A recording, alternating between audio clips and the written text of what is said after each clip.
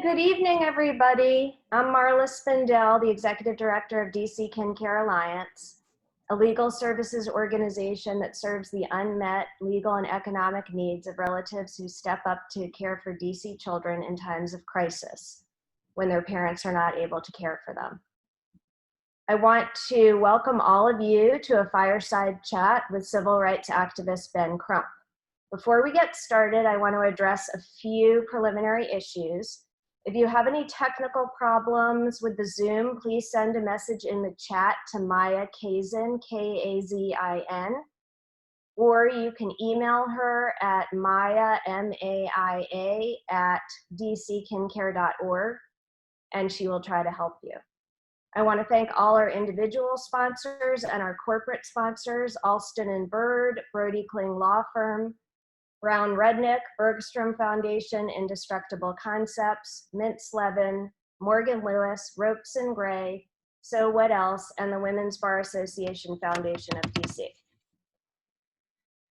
And now for the main event. We're so excited to have Ben Crump here with us tonight, the leading civil rights lawyer of our time. He specializes in racial and environmental justice cases along with personal injury law. He's the lead attorney working for the families of George Floyd, Ahmaud Arbery, Jacob Blake, Breonna Taylor, and many others harmed by police brutality and racial animus. I'm so grateful that Mr. Crump could take time out of his busy schedule to join us tonight. In fact, Mr. Crump had an emergency come up with a new case and will actually have to leave a bit early. So we've rearranged the program to ensure he has as much time we have as much time as possible for him to answer all our questions. I hope you will consider staying after Mr. Crump has to leave to hear more about DC KinCare Alliance and the work that we do. We'll also play a short video about Mr. Crump's life achievements at the end. This evening will be a question and answer format. 3 questions will be from members of our Relative Caregiver Community Board, which is made up of relatives who care for DC children and work really hard doing that every day. And I'll talk to you more about that later. And the rest were submitted by others attending the event tonight. And I'm going to check to see, because Ben was flying into Miami for this other emergency case, so I want to check and see if he's gotten on yet. Not quite, but we can show the video. Okay, so actually we're going to go ahead and show the video now instead of later. Benjamin L. Crump is internationally known as the trial lawyer for justice and is the principal of Ben Crump Law, a national law firm. He is the founder of the Benjamin Crump Social Justice Institute, headquartered at Tennessee State University. Ben is the son of a mother who was a hotel maid. From very humble beginnings in rural North Carolina, Mr. Crump has quickly become one of the most recognizable and successful lawyers in America. He has provided legal representation and recovered millions of dollars for his clients in some of the most high-profile cases in the nation. Crump led the fight for justice as the lead attorney for the family of Trayvon Martin, who was killed by a Neighborhood Watch volunteer in Sanford, Florida. And he showed the world exactly why Black lives matter. Crump's representation of Michael Brown in Ferguson, Missouri, led President Obama to call on Congress to pass legislation for police to wear body cameras. He sought justice for Alicia Thomas in Los Angeles, Terrence Crutcher in Tulsa, and George Floyd in Minneapolis, all killed by police and captured on video.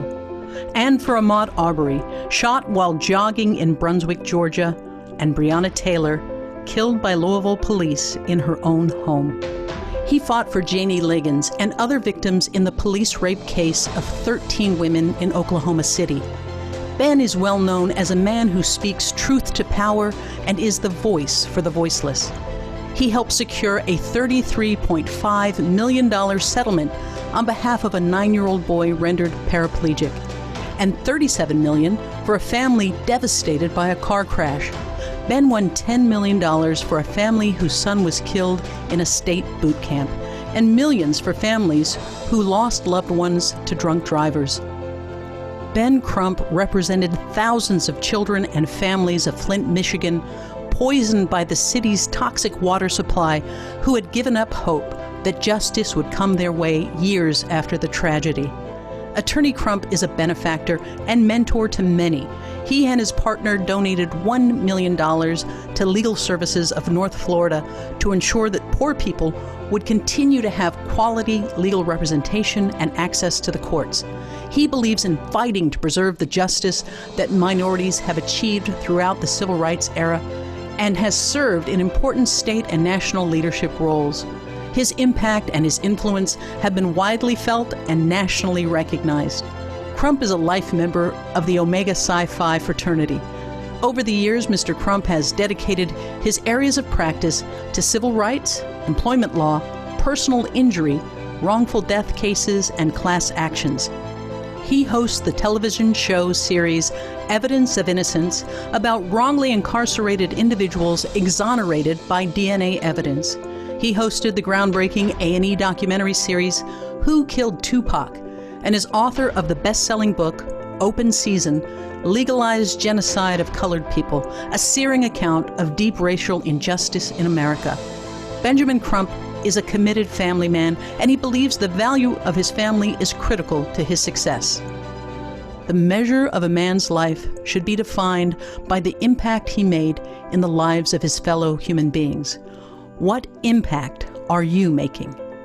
Benjamin L. Crump.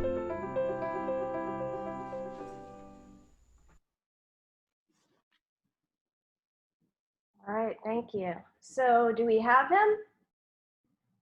Not yet. Not quite yet. Okay. We're very close. Okay.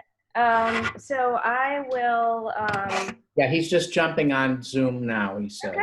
All right, then we'll just wait a minute or two just to get him on, and I won't go on to my other stuff that I have a million other things to tell you all about.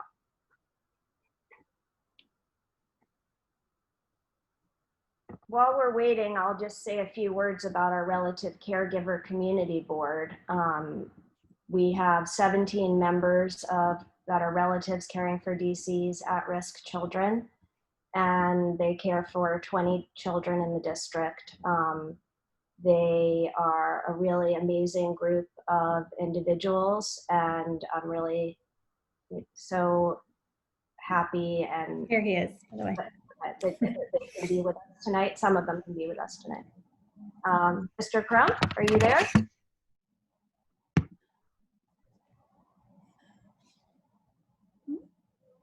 Is he coming in the waiting room? Here he There is. Hi, Mr. Crump. Thank you for joining us. You're very welcome. Can you see me? Yes. I can't see you yet. Oh, okay. Okay. So it's coming on the internet's coming slow. Oh, okay. Now I see you. How's everyone? Thank you so much for joining us. We're so happy that you could be with us tonight.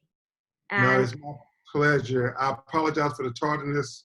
I just got off a plane, literally. we heard. We already did a little intro on you, and we also played the video about your background. So we're ready to get right into questions because we know we don't have a lot of time, if that's okay with you. Yes, ma'am. And Bill, I apologize for the tardiness, my man. You look good, Ben. You know, the new world, we've all got accustomed to Zoom. Yes, absolutely. I was just telling our group about our Relative Caregiver Community Board, where many of our relative caregivers that we've served who raise children in DC work together to try to make systemic and other change in the city. And so we actually have 3 members of our community advisory board here that want to ask you a question, and we have other members that are here today just to watch. So I'd love to introduce you to our first member, and her name is LaShawn Dean. She's a relative caregiver to her goddaughter and is a member of both our corporate board and our Relative Caregiver Community Advisory Board. She's joining us from Suitland, Maryland, and she has a question for you. Wonderful. Good evening, Mr. Crump. How are you? I'm doing well, LaShawn. Yourself? I'm good. It is such an honor and a privilege to be able to speak with you tonight on this platform, and thank you again for joining us. So my question is, where did you grow up? what childhood experiences impacted you, and was there a certain person who inspired you growing up? Certainly. I grew up in Lumberton, North Carolina, this big metropolis in southern North Carolina. And I would tell you, Marla and all of you, my heart is full being able to talk to you all this evening because my mother raised me and my two little brothers as a single parent, and she worked two jobs. And, you know, all that I am today and all what I would ever be is because of my mother and my grandmother. And even though my mother was there, she was always working. She would go and do the hotel laundry in the morning, so she would have to get to work there early. Then she would come briefly home and then have to get to the factory for the second shift. And so it was my grandmother talking about a relative who was responsible for raising you other than your direct parent. And that was my grandmother. And my grandmother was the matriarch of our family. I mean, she had the final word. She was a very devout Christian, and everybody knew that my Mittie was the person. And I learned that very early on because every day after we would come home from school, a lot of her grandchildren she would keep until the evening hours when our parents got off of work. And she would always have a big switch. And she would ask everybody, tell me one thing you learned at that schoolhouse today. And if you couldn't tell her, LaShawn, she made sure you weren't going to forget the next day one thing that you learned. But to this day, my grandmother still is the wisest person I've ever met on the face of this earth. And she only had an 8th grade education. We call her my grandma, but really she was my great grandmother because my grandmother died when I was 4 years old. And so my Mittie had that wisdom like Solomon, just great common sense. And I think more than anything, what happened to me was, for whatever reason, my grandmother, she said, you're gonna be somebody, you're gonna be special. You're gonna be legitimate. And she, you know, she prophesied that for my life, LaShawn. And it's almost like the Charles Dickens novel, Great Expectations. If people have expectations of you, usually you live up to those expectations no matter what they are. And so she was always telling me I was gonna be somebody, that this family is going to come up based on your shoulders. And that's not a good thing, I think, ladies, to tell a young kid that the family, it's going to be your responsibility to lift this family up. But whatever she did, it worked because I assumed this responsibility and that I had to be good in school and I had to be smart because I wanted not to disappoint my grandmother. And the other thing she did that changed my life probably more than anything else, my grandmother only had an 8th grade education because in North Carolina, when tobacco was king, Winston-Salem and all these big Reynolds tobacco was the basis of all the economy in North Carolina. And so when the harvest came, if you were going to school, you would quit and you would go crop tobacco, and that's what everybody did. And my grandmother and my great-grandmother and even my mother was no exception to that.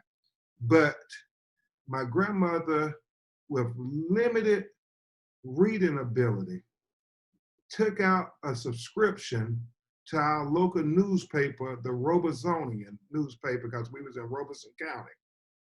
And I was in the 1st grade when she took that paper out. And I remember vividly us reading the newspaper together, guessing what the words were and trying to put them into context as to what they meant. And it is so profound 50 years later, or 40 years later, almost. I think about those times reading with my grandmother and the fact that what she was really doing was exposing me to the world beyond our little town of Lumberton, that this world was bigger than this very conservative, discriminatory little town that we were in. And as we read about Mother Teresa, because it was the late 70s, early 80s, we read about, all these things that are so vivid in my mind, talking about the Cold War, talking about all these things. And I was exposed to that because my grandmother made a decision that it was important to take out the newspaper subscription so she could read it with her grandchildren after we did our homework. And I think more than anything else, that exposed me to a world full of possibilities. And I can never, even though she's in heaven now, I can never say thank you to my grandmother enough, LaShawn. So if there was one person who I think had the most influence on my life, it would be my grandmother. Thank you so much. That's really wonderful to hear all about your experiences growing up. My grandmother actually had only an 8th grade education as well, and she self-taught herself reading books, and she would look it up in the dictionary and write down the words next to the words that she didn't know. So it takes a lot to do that, and so I understand that. It's really great. So our next relative caregiver is Makisha Blackman. She's a relative caregiver to her 2-year-old goddaughter and is a member of our community advisory board. She's joining us from Northwest DC, and she has a question for you. Certainly. Good evening, Mr. Crump. I am extremely excited and very honored. I never thought I'd have this opportunity to be talking to you in the interview, so I'm very excited. And my question to you is, can you tell us what your thoughts are about kinship families and the importance of the relatives stepping up to help children? It is so important, and I'm honored to be talking with you, so let me say that as well. And thank you all for what you're doing, because you really are impacting the world beyond even what you can imagine, because you never know those young lives that you're influencing, what they will become. And I often think about that when I think about where I came from in the projects, single mother. The odds all said, that you were going to end up, at a deadbeat job, in prison, or dead. And, that is what the statistics were saying. But you had a praying grandmother, or a praying godmother, or a praying aunt, and that changed all of that. And so when I think about the fact it really takes a village, it really takes a village, Al. There are so many influences out there, and it's gotten far worse than when we were children, the influences that can impact your child's life. So if you got people who can fill in the gap, per se, because oftentimes it's just a reality in society. People have to try to make a living.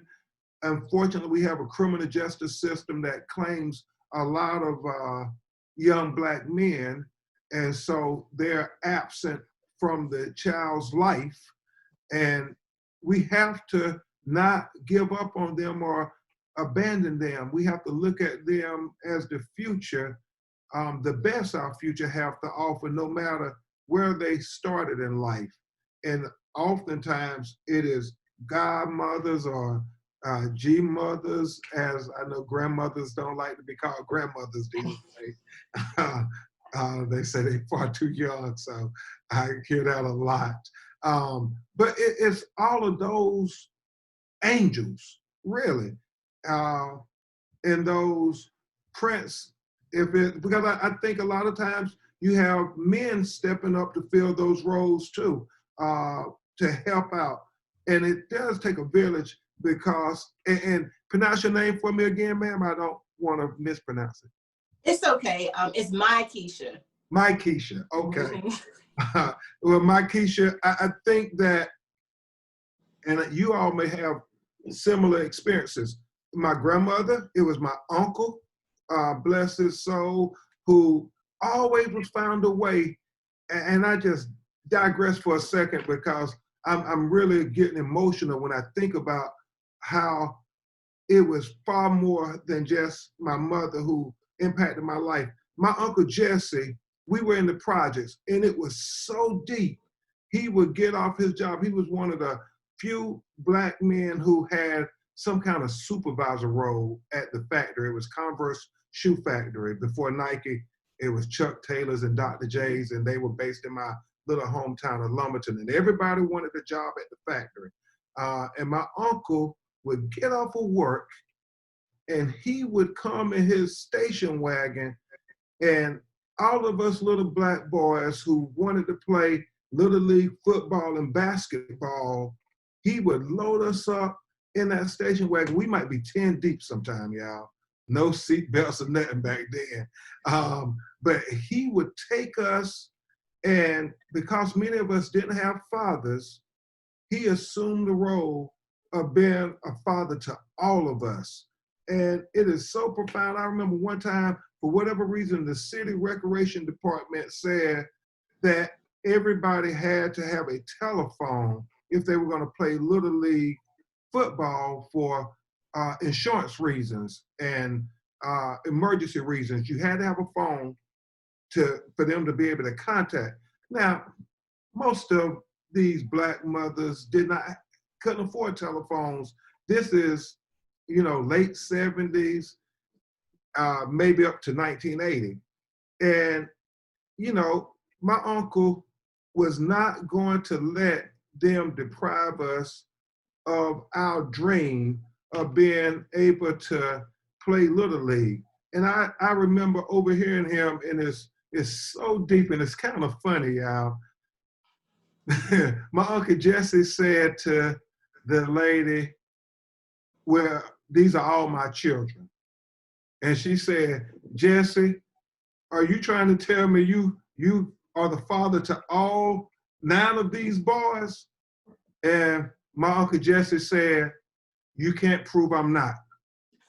And so we all got to play football. And that, my Keisha, is what I mean when I say it takes a village. And I mean, everybody contributes. So what you all are doing, and that impacted me so much because I think from that one episode, me witnessing my uncle do that, I said, whenever I get a chance to be able to use my influence, I'm going to do it, because I learned later in life when I was with Trayvon Martin's parents at the NAACP Image Awards with Jamie Foxx, Harry Belafonte told us, what good is it having influence if you don't use it when it matters most? And my uncle, he used whatever little influence he had in life to try to make us children not give up on hope and dreams. And it made a world of difference.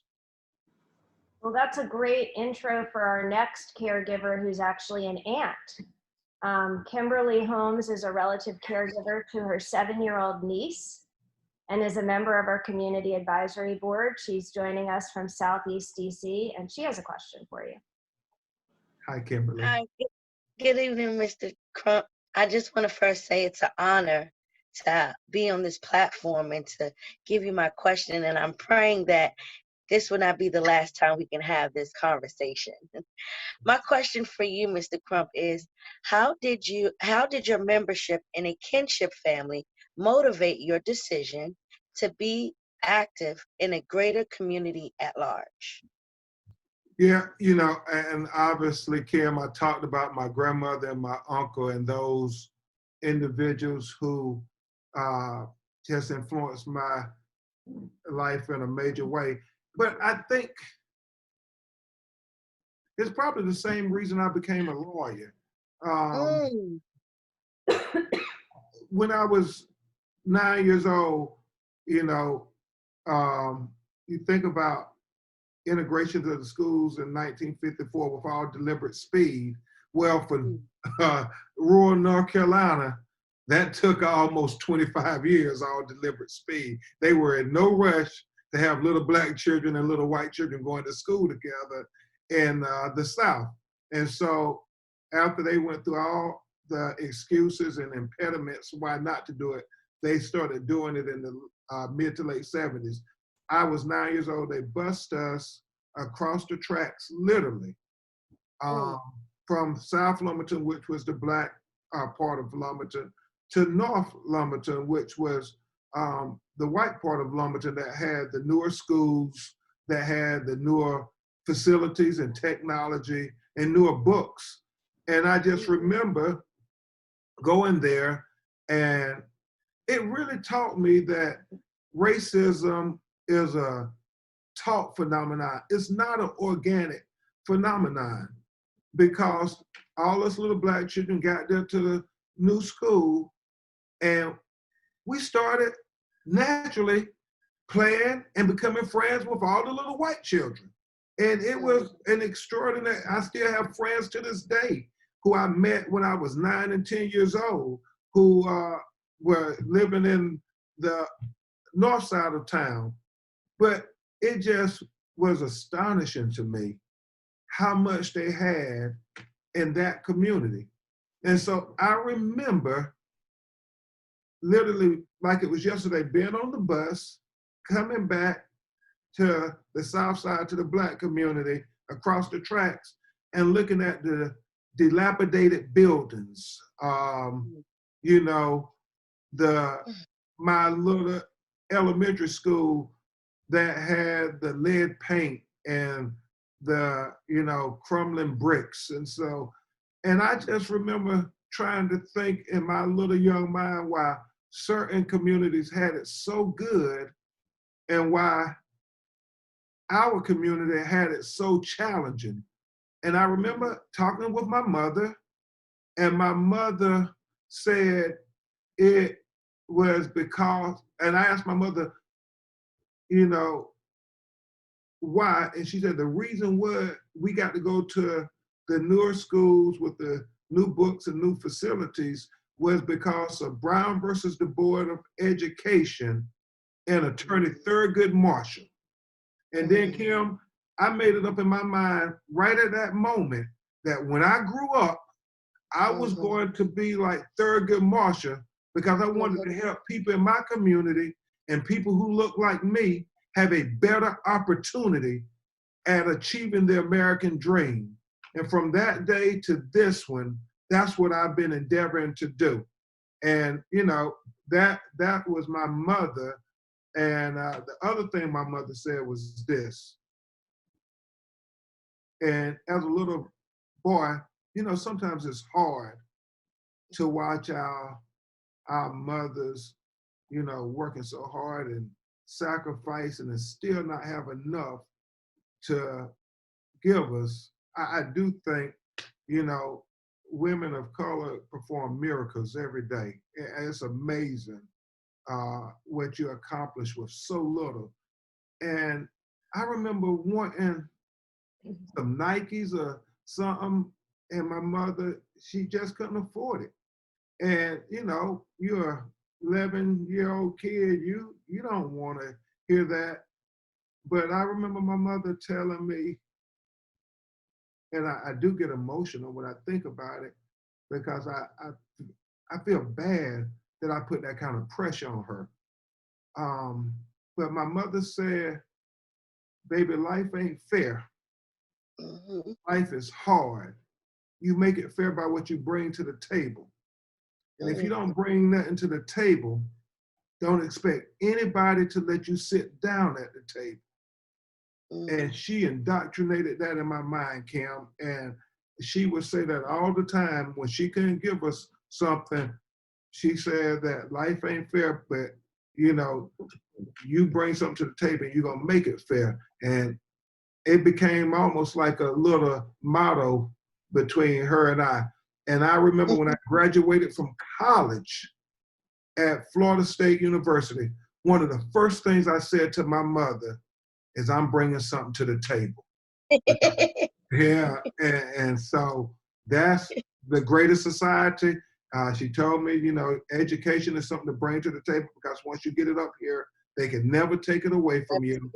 And she said, when you get to the table, try to bring somebody else to the table with you.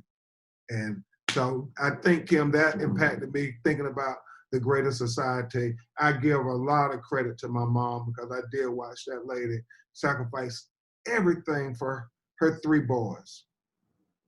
That's amazing. Thank you so Yeah. much for sharing that with us.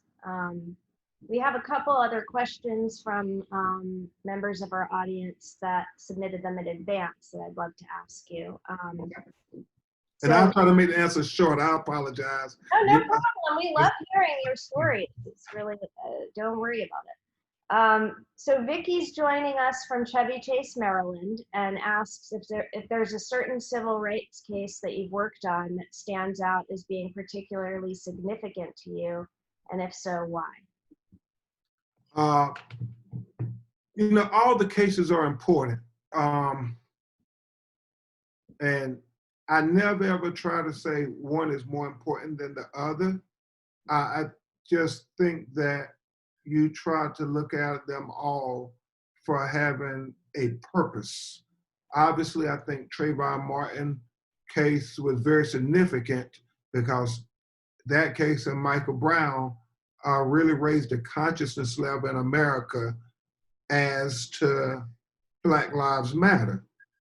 And then I think about Breonna Taylor, who I represent, who was killed in her own apartment by the Louisville Metropolitan Police, executing an unnecessary, dangerous, unconstitutional, in violation of our 4th Amendment rights against unreasonable searches and seizures, and illegal no knock warrant when they busted open her door at 1 o'clock in the morning and mutilated her body with those 6 bullets.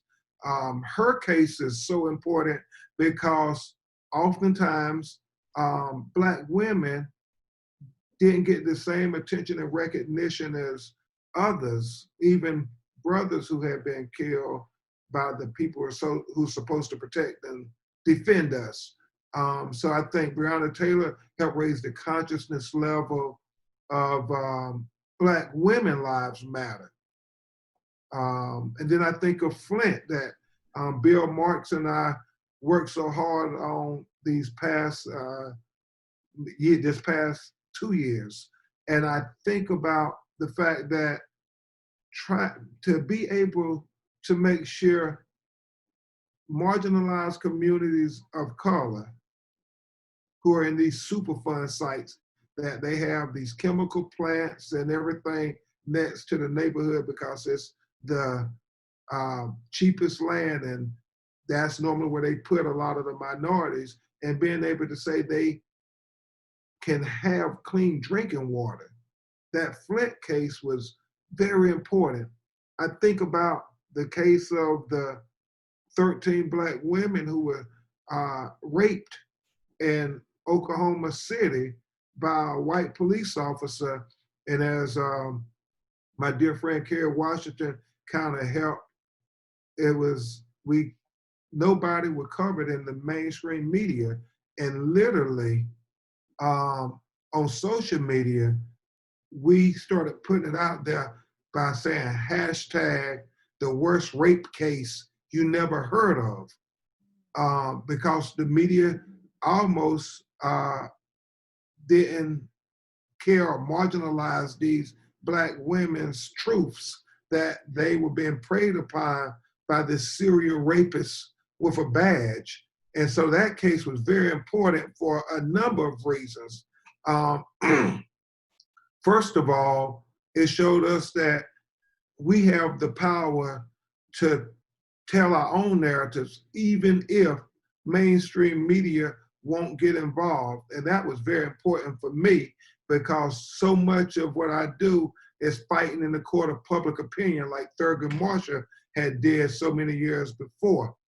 And the other truth was the fact that it really helped restore my faith in the American justice system, because we had an all-white jury in Oklahoma, super red Oklahoma.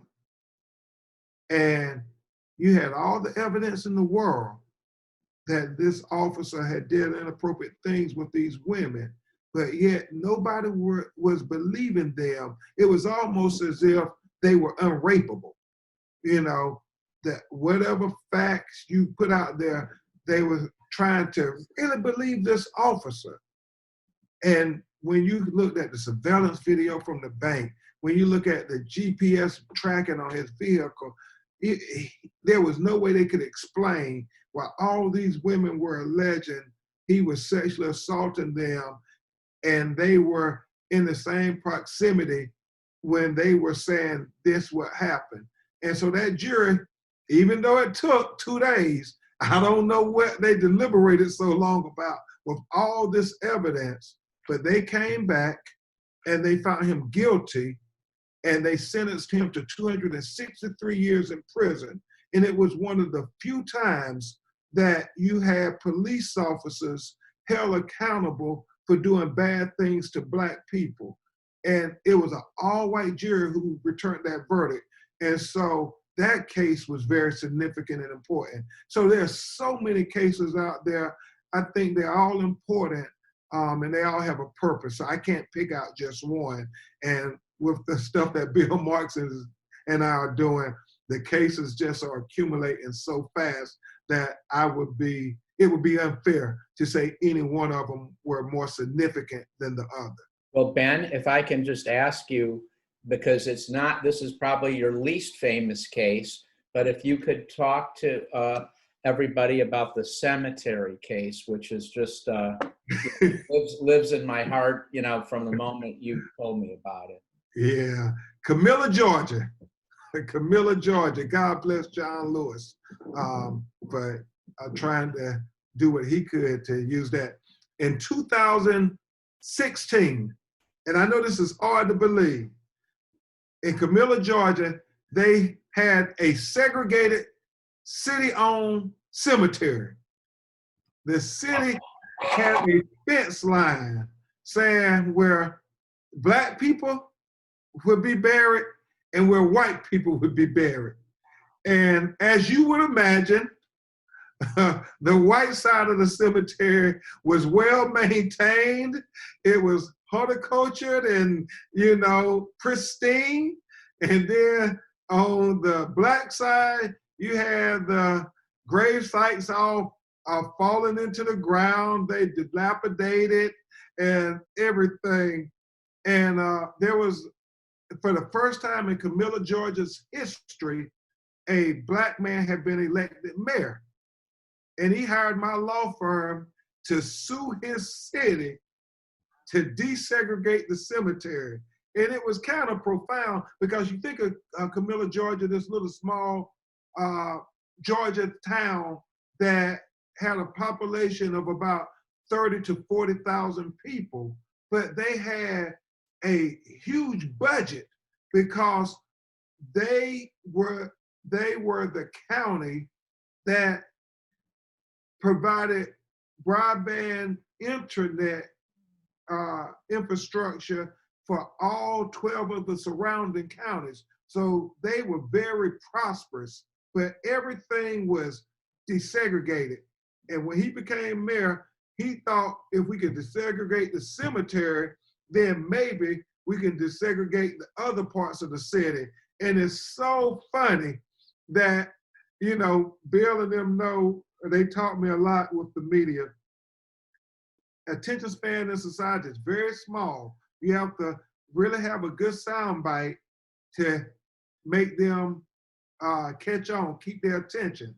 And the one thing I remember coming up with was, you know, there have this segregated cemetery as if when you die, you're gonna go to a segregated heaven where a Black heaven and a white heaven, I said, people who believe that are going to find themselves in an integrated hell. And the news media caught that, boy, the Atlanta Journal-Constitution, New York Times, and everything. And we literally had to file our lawsuit, and John Lewis, U.S. Congressman from Georgia, actually made a call, said that he was going to come next week with me and the families who were the named parties of this lawsuit.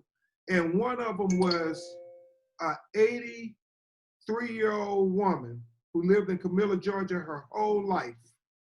And it was deep because I think they did not want Ben Crump with John Lewis and all those Yankee newspapers coming to their town, that they took the fence down, tried to take the fence down in the cover of night. But when we found out they were taking the fence down, it just so happened that the Atlanta Journal-Constitution, the largest newspaper in Georgia, had come down earlier to do a story on the segregated cemetery because people didn't believe us. They wanted to come and see it for themselves. This fence, this wire fence, literally dividing it. And so we ran there, and we literally got there just as they were taking down maybe the last section of the fence. And the newspapers and the cameras, we were able to watch that fence be taken down. And I thought it was so deep what the 83-year-old Black woman said. If memory serves me correctly, her name was Agnes. And she said, you know, when I was born in Camilla, as a little girl, we would come to funerals and we would see this fence. And I never thought I would be living when they pulled this fence down. But thank God I get to see this fence come down. And she was thanking me and my law firm and everybody. And I thanked her for having the courage to let her name be one of the named plaintiffs on that lawsuit, because you know there was going to be some retaliation. And so you had to have courage to have your name be on that lawsuit. And she was one of the 12 Black citizens who allowed her name to be on that lawsuit. And Bill, you're right, we got as a credit to John Lewis saying he was going to come, we need to tell that story more, because there's so many extraordinary cases like that that people never know about other than those small groups that were affected by that lawsuit. So, but we have a good video of it. You have her sitting in her wheelchair on that fence, and it's one of my proudest moments as a lawyer. That's an amazing story. We have so many stories here that we try to get lifted up and get the media to pay attention to, and have a hard time with it. So we may have to get some tips from you all on how to get them to focus on some of the really important issues that are going on here in DC. Yes, ma'am. And I probably got time for one more question, y'all. And I so enjoyed myself. Hopefully we can do it again when I'm not running. And I cannot thank you all enough for making the world a better place for all of our children. Thank you. Can I ask a question? This is Jasmine. I'm with the Community Hope. I'm on the Advisory Council Board. Okay. My question would be, how you doing, Mr. Crump? My name is Jasmine Harrell. Hi, Jasmine. Hello. I'm not sure if you heard about Keith McLeod. He was my brother, and he was killed in Baltimore in 2015. I wanted to ask you, for someone who has experienced things firsthand and dealt with a law firm who told us not to speak to the media, told us not to talk to anybody, and that was 5 years later. And in my viewpoint, I feel like our family didn't get justice for my brother. Do you have like any advice for someone like me, who just really don't know, and who basically just shut down you know, after some time and just, you know, kind of gave up and just lived through, you know, the new cases that I hear about and just, you know, try to help my community, try to help young men in the community. What would be like your, you know, insight or outlook on how, you know, I should move forward with this because there was nothing done in the past? Yes, ma'am. And Jasmine, first of all, let me offer my prayers and condolences to your family. Far too often, that is a reality in communities of color. And as Bill and some of my other partners in the law firm, we talk about it often because it's something that's just abstract to our white brothers and sisters. They just can't even fathom the police killing their children. But, you know, for most parents of color, that is our reality. We pray every day. We pray every day that our children get home and that the police don't kill them. And Right. and so one of the things you asked, if we were in court, Jasmine, we would call that a compound question. Somebody would object. So let me try to answer it as quickly as I can. I think it was 3 questions. Number one, you know, it's what we learned when we were little children. A closed mouth don't get fed. If you don't speak up, it's easy for people to sweep you under the rug. And so I learned that in my legal career that, you know, we have to fight in 2 courts. One, the court of public opinion. And if we win there, no guarantee, but if we win there, then we might just get to fight in the court of law when you're talking about representing marginalized Americans and citizens. The other thing, whether it's George Floyd, whether it's, you know, Breonna Taylor, Ahmaud Arbery, Jacob Blake Jr., Trayvon Martin, Michael Brown, Sandra Bland, all these cases that we've worked on or has something to do with, it's always about trying to transform the pain into some sense of purpose. And, you know, we often cry and say we're demanding justice, but the reality is you no matter what happens, you're never going to get justice, because justice would be them not being taken away from you in the first place. So all we can hope for is accountability.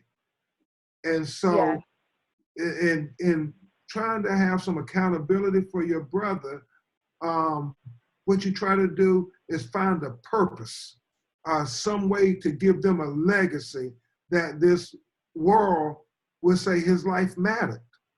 That it's not just something that his existence on this earth didn't matter at all. It mattered to you. It mattered to your family. And hopefully in that purpose, what we try to do at the law firm on a regular basis, and I know Bill helps me tremendously with this, is to try to make that purpose somehow have a larger impact on society, to make it a better America, a more just America, a more just America where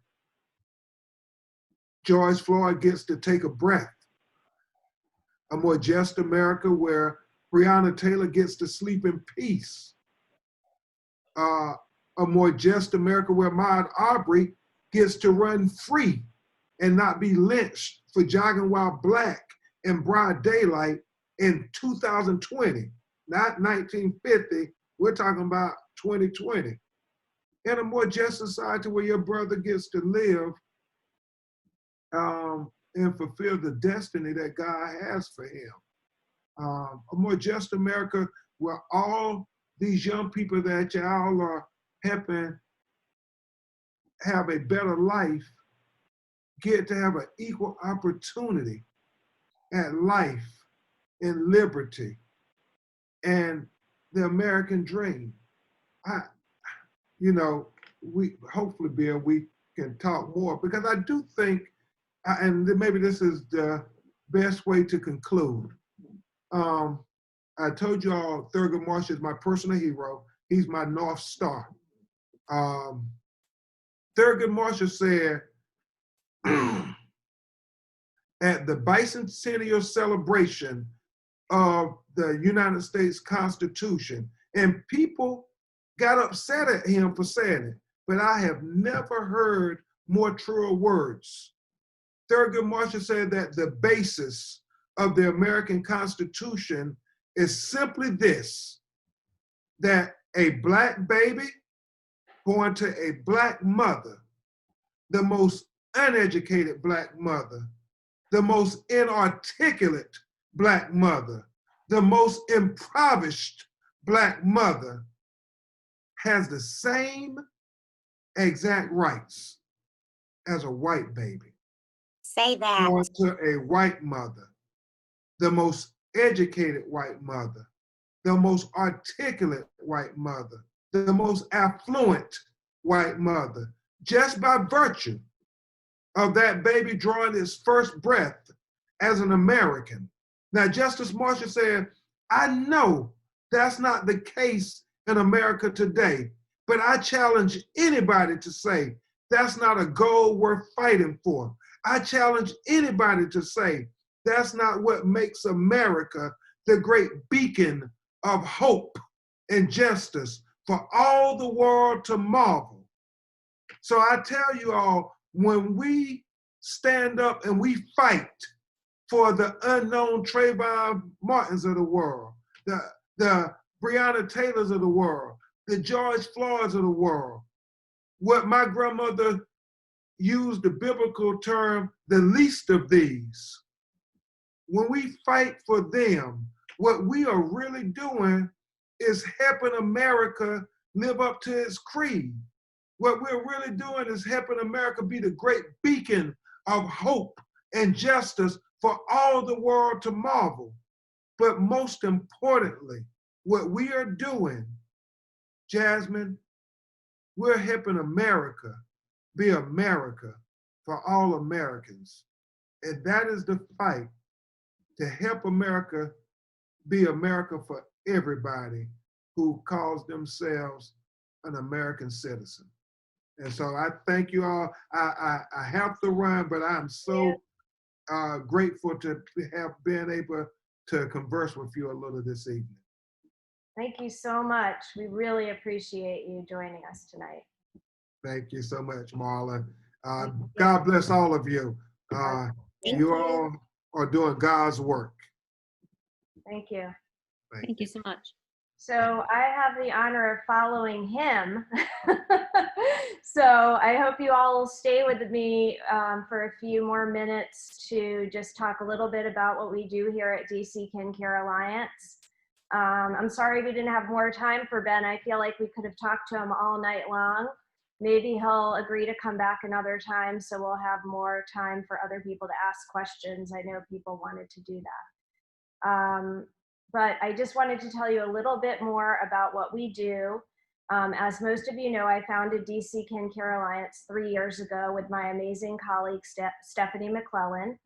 And we started the organization to meet the unmet needs of legal and economic needs of relative caregivers who raise DC children when their parents can't. These relatives open their hearts and homes to these vulnerable children, even though many of them have their own medical and economic challenges. They also face an uphill battle in a legal and government benefit system designed for parent-child families and not families that look like theirs. In just 3 years, with only 2 full-time staff, we've been able to help more than 350 relative caregivers, raising more than 400 at-risk children. I feel honored every day to be able to work with these amazing relatives and observe the love, nurturing, and care they give to these children every day. I want to take a minute to brag to you about our Relative Caregiver Community Advisory Board, and you got to meet some of those members tonight, and I know some of the other members are on the call today. It consists of 17 members now, and we're growing by the minute, and they're raising 20 children.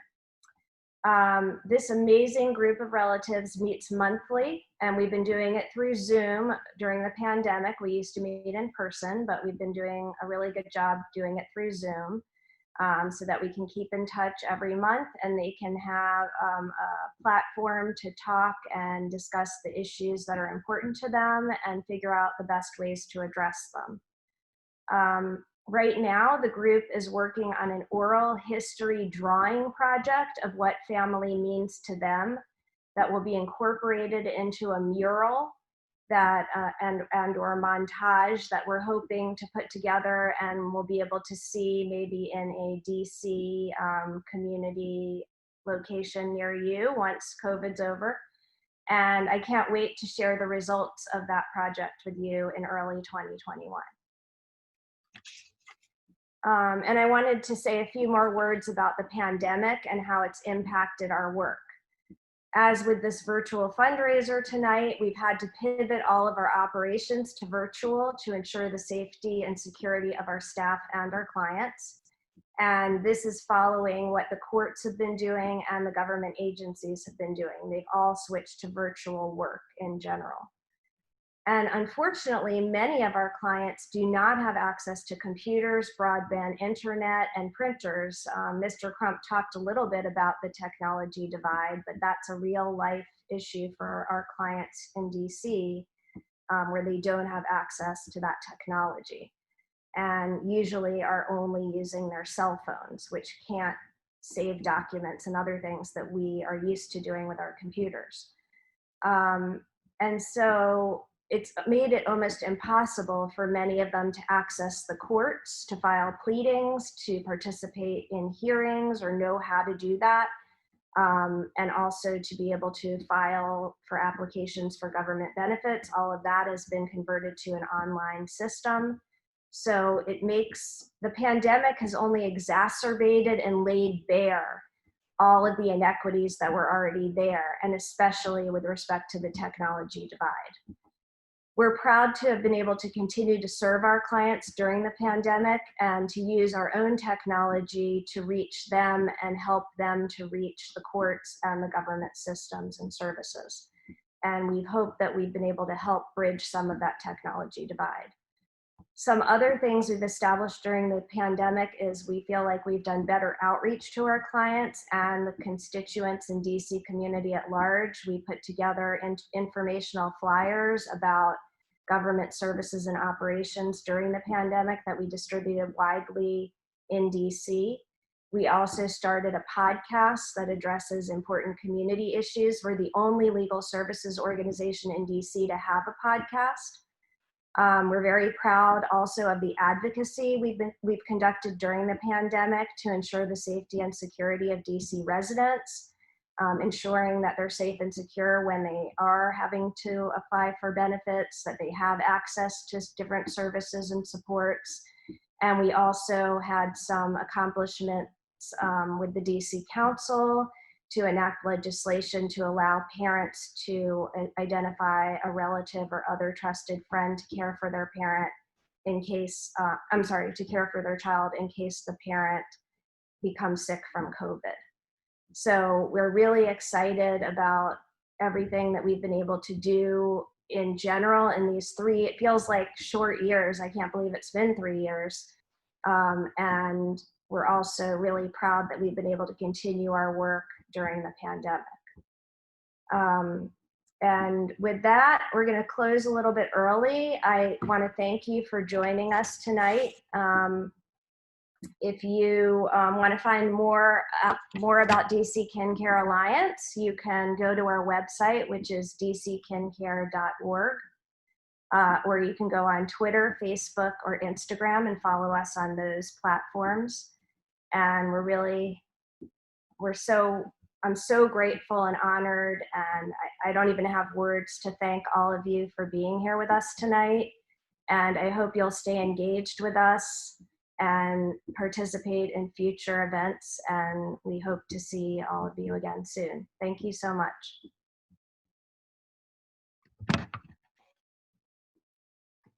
Thank you, Marla. Thanks. Thank you. Thank you. Thank you. Thank you, Marla. That was great. Thanks. Thanks for coming. Thank you, Marla and Stephanie. Thanks, Marla. You did an awesome job hosting. Yeah, this was wonderful. Thank you. Thank you guys for coming. Bye, Marla. Bye. Bye, Kaylin. Like this? Well, Marla, we pray that we have another conversation with Ben. Yes, That I will be pray for that Mr. too. Crump.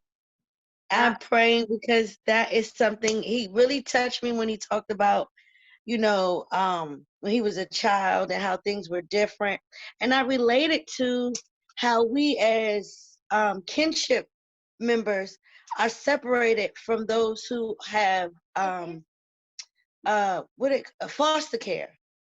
Mm-hmm.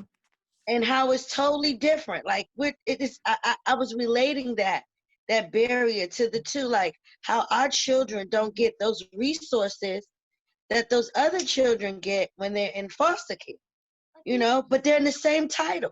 They still the same title.